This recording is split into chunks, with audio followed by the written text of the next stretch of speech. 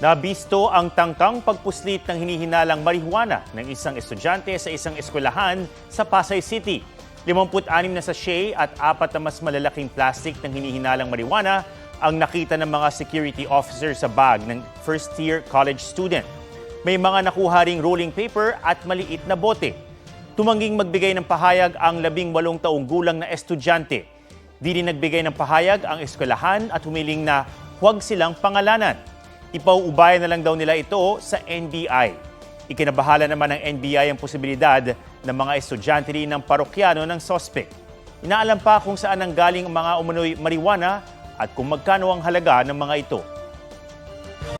Mga kapuso, alamin ang State of the Nation.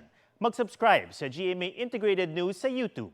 Sa ating mga kapuso abroad, samahan niyo kami sa GMA Pinoy TV at sa www.gmanews.tv.